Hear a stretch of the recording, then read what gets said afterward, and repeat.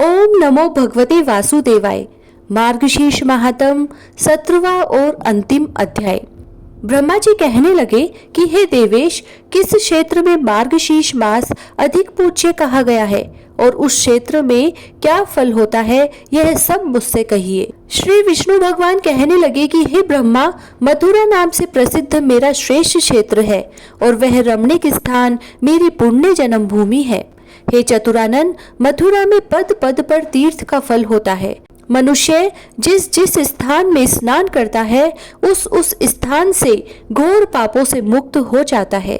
हे पुत्र, जो मनुष्य सब धर्मों से गिर गए हैं, दुष्ट प्रकृति के हैं, उनके पापों को नाश करने वाली और नरक पीड़ा को हटाने वाली मथुरापुरी है। कृतघ्न सुरापान करने वाला, चोर व्रत को तोड़ देने वाला वह मनुष्य भी मथुरापुरी में जाकर घोर पापों से मुक्त हो जाता है। जैसे सूर्योदय के होने पर अंधकार, व्रज के भय से पर्वत, गरुड़ को देखकर सूर्य और वायु के वेग से मेघ नष्ट हो, तत्व ज्ञान से दुख, सिंह को देखकर हाथी नष्ट हो जाते हैं, वैसे ही मथुरा के दर्शन मात्र से सब पाप नष्ट हो जाते हैं।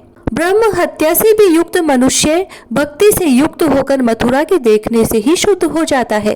फिर दूसरे पापों के संबंध में तो कहना ही क्या है, अर्थात दूसरे पापी तो अवश्य मुक्त हो ही जाएंगे। स्नान के लिए मथुरा जाने वाले मनुष्य के लिए पद पद पर पाप निराश होकर उसके शरीर से चले जाते हैं।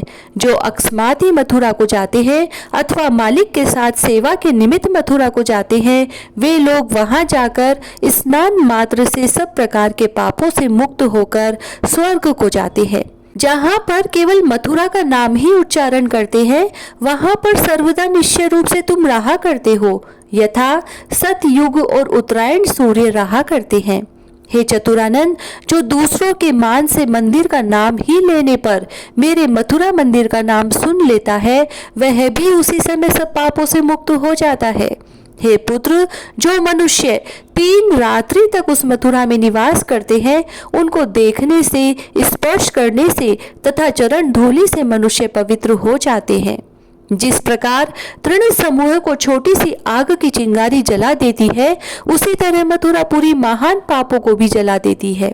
जो सर्वमंडल के समस्त तीर्थों के स्नान से फल मिलता है, वही पुण्य मथुरापुरी के स्मरण मात्र करने वाले मनुष्य को मिलता है। जो चारों वेदों के पढ़ने से पुण्य मिलता है, वह पुण्य मथुरापुरी के स्मरण करने वाले मनुष्य को होता है। अन्य दूसरे स्थान का किया हुआ पाप तीर्थ में जाने से नष्ट हो जाता है और तीर्थों में किया गया पाप व्रज लेप हो जाता है, परंतु मथुरा में ही नष्ट होता है और उस मथुरा में रहने से मनुष्य धर्म, अर्थ, काम और मोक्ष चारों पदार्थ प्राप्त कर लेता है। हे चतुरानन, जो दूसरे स्थान में प्रारब्ध पाप फल 10 वर्ष तक भोगने में आता है, वह मथुरा में 10 दिन में ही भोगा जा सकता है। मथुरा के समान स्वर्ग, पाताल, अंतरिक्ष और मनुष्य लोक में प्रिय स्थान और कोई नहीं है। केवल मथुरा ही सर्वदा मेरा प्रिय स्थान कहा गया है। समस्त तीर्थों में मथुरा सबसे अधिक श्रेष्ठ स्थान है। मैंने यहाँ पर गोप बालकों के साथ बाल क्रीड़ा की है। जो फल 33,000 वर्ष भारत में वास करने से मिलता है, वह फल मथुरापुरी के स्मरण मात्र से ही हो जाता है। हे पुत्र, राहु द्वारा सूर्य नारायण के ग्रसे जाने पर सूर्य ग्रहण में जो पुण्य होता है, उससे भी अधिक पुण्य मथुरा में प्रतिदिन होता है। तीर्थराज प्रयाग में 1000 वर्ष वास करने से जो फल मिलता है, हे पुत्र, वह फल मार्गशीर्ष मास में मधुपुरी यानी मथुरा में वास करने से प्राप्त होता है।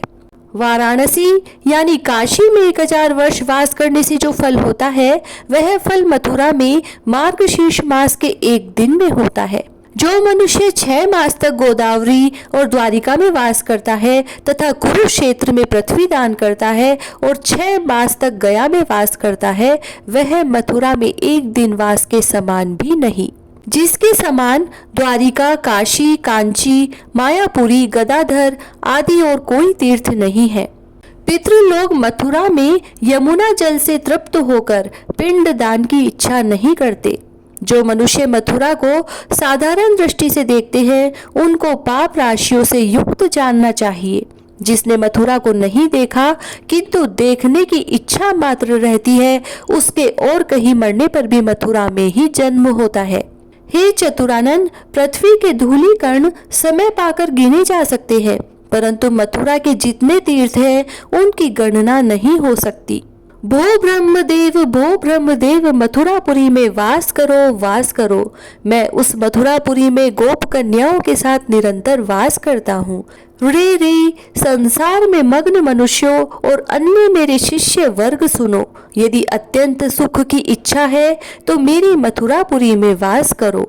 अहो, आश्चर्य की बात है कि संसार के प्राणी नेत्र युक्त होकर भी अंधे हो रहे हैं और कुछ देखते नहीं है। मथुरापुरी के रहने पर भी सदा संसार में इस जन्म परंपरा को भोगते रहते हैं। जिसने भाग्य योग से अतुल मनुष्य योनि पाकर मथुरा को नहीं देखा, उसकी सारी आयु व्यर्थ ही गई। इस बुद्धि की दुर्बलता के प्रति महान आश्चर्य होता है और ऐसे भाग्य की हीनता पर आश्चर्य है तथा इस प्रकार के मोह महिमा पर आश्चर्य है जिनके कारण मथुरा का सेवन नहीं किया गया। जो मथुरा को त्याग करके अन्यत्र वास की इच्छा करता है, वह मूढ़ मेरी माया से मोहित होकर संसार में भ्रमण करता है। जो मनुष्य मथुरापुरी में जाकर उसको त्याग कर अन्यत्र जाने की इच्छा करता है, उस दुर्बुद्धि को कोई ज्ञान नहीं है, वह अज्ञान से घिरा हुआ है। जो माता पिता और अपने भाई बंधुओं से त्याग कर दिए गए हैं तथा जिनका कहीं ठिकाना नहीं है, उनके लिए मेरी मथुरापुरी ही गति को देने वाली है। जो पाप समूह से घिरे हुए हैं और दरिद्रता के कारण गिर गए हैं तथा जिनकी कहीं भी गति नहीं है, उनके लिए मथुरापुरी ही गति देने वाली है। सार से भी अत्यंत सार और गुप्त से भी परम गुप्त गति स्थान को ढूंढने वाले मनुष्यों के लिए मथुरापुरी श्रेष्ठ पुण्यों से, श्रेष्ठ दानों से, तप से, स्तुति करने तथा नाना प्रकार के उपायों से नहीं मिलती, किंतु मेरी कृपा मात्र से मिलती है। जिन मनुष्यों की मुझ में स्थिर भक्ति है, उन पर मेरी अत्यंत कृपा रहती है और उन धन्य मनुष्यों की मथुरा में गति होती है। जो गति योगी, ब्रह्मवेत्ता और बुद्धिमान की होती है, वही गति मथुरा में प्राण त्यागने वाले मनुष्य की होती है। यद्यपि संसार में आज काशी, कांची आदि मुक्ति प्रदान करने वाली पुरी है, परंतु उनमें से एक मथुरा ही धन्य है, जो कि मथुरा में जन्म ग्रहण से मोंजी व्रत यानी यज्ञोपवीत संस्कार होने के पश्चात ब्रह्मचार्य पालन व्रत से मुक्ति, संसार के सुख भोग से और दान से मनुष्यों को 4 प्रकार की मुक्ति होती है। दूसरी जगह जो गति सैकड़ों मनवंतर पर्यंत योगाभ्यास करने से नहीं मिलती, वह गति इस मथुरा में मेरी कृपा से खेल कूद में ही मिल जाती है। जिस मथुरा में पाप से भय नहीं है और यमराज से भय नहीं है तथा गर्भवास का भी भय नहीं है, उस मथुरा क्षेत्र का आश्रय कौन मनुष्य नहीं करेगा। हे ब्रह्मा, मथुरा में जो पुण्य होता है, उस पुण्य का फल सुनो। जो मथुरा में वास करके मथुरा में ही मर जाते हैं, वे कीड़े पतंगा आदि भी जन्मांतर में चतुर्भुज विष्णु रूप हो जाते हैं। और जो वृक्ष तट भाग से गिर जाते हैं, वह वृक्ष भी परम गति को प्राप्त हो जाते हैं। जो गूंगा जड़ यानी मूर्ख, अंधा और वधीर यानी बहरा है तथा तप नियम से रहित है और जो काल से मरे हैं, वह भी मेरे लोक को जाते हैं।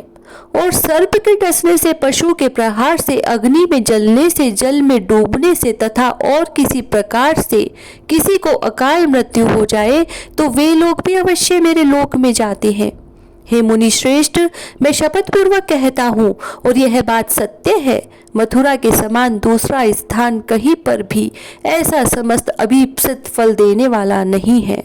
जो मथुरा कामनाओं की इच्छा करने वालों को धर्म, अर्थ, काम को देने वाली है और मुक्ति चाहने वालों को मुक्ति देती है, जो भक्ति के चाहने वाले हैं उनको भक्ति देती है, ऐसी मथुरापुरी का कौन बुद्धिमान आश्रय नहीं करेगा।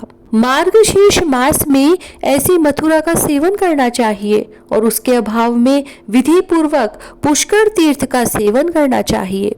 पुष्कर तीर्थ में ब्रह्मकुंड नाम से प्रसिद्ध ब्रह्मा का श्रेष्ठ कुंड है और विष्णु कुंड के नाम से प्रसिद्ध विष्णु का मध्यम कुंड है तथा रुद्र देवत्य नाम से प्रसिद्ध शिव का कनिष्ठ कुंड है।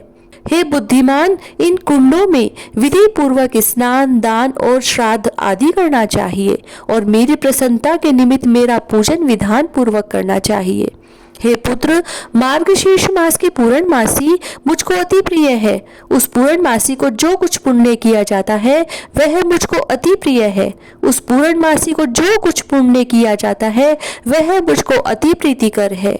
हे पुत्र, पूर्णमासी के दिन जो पुण्य किया जाता है, गोदान, अन्न दान, स्वर्ण दान, पृथ्वी का दान और गृह दान, जो कुछ भी किया जाता है उसका पूर्ण फल प्राप्त होता है और अक्षय होता है। अपनी सामर्थ्य के अनुसार ब्राह्मणों को भोजन कराना चाहिए और व्रत की पूर्ति के लिए पूर्णिमा में ही उत्सव मनाना चाहिए। हे पुत्र, मार्गशीर्ष मास में मुझको जैसी मथुरा प्रिय है वैसा तीर्थराज प्रयाग आदि भी प्रिय नहीं है तथा अभाव में पुष्कर भी वैसा प्रिय है।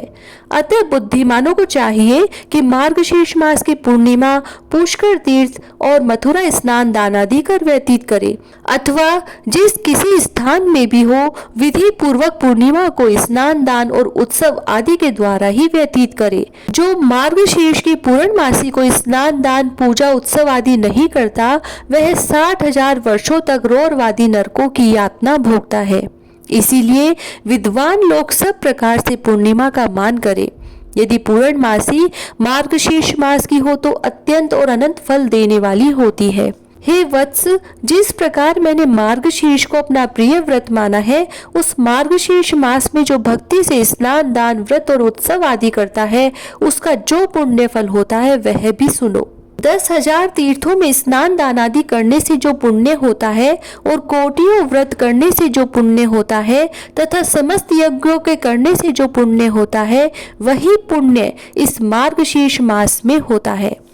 पुत्रहीन मनुष्य पुत्र को पाता है, निर्धन को धन प्राप्त होता है, विद्यार्थी विद्या को और रूप की इच्छा करने वाला रूप को पाता है।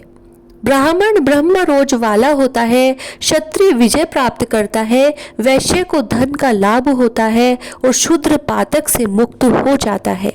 हे मानव, जो तीनों लोकों में दुर्लभ और दुष्प्राप्य यानी कठिनता से मिलने वाली वस्तु है उन सब को मार्गशीर्ष मास के सेवन से मनुष्य प्राप्त कर सकता है, इसमें कोई संदेह नहीं है। हे सूत, यद्यपि जो इन कामनाओं में आसक्त मनुष्य हैं वे अंत में तृप्त हो जाते हैं और उन्हें पुनः कामनाओं की इच्छा नहीं होती। हे पुत्र, मुझे वश में करने वाली सुंदर श्रेष्ठ भक्ति अत्यंत दुर्लभ होती है। वह भक्ति मार्गशीर्ष मास के सेवन करने से मिल जाती है। हे चतुर्भुज, मार्गशीर्ष मास मुझको अत्यंत प्रीतिकर है और सर्वदा मेरा प्रिय है।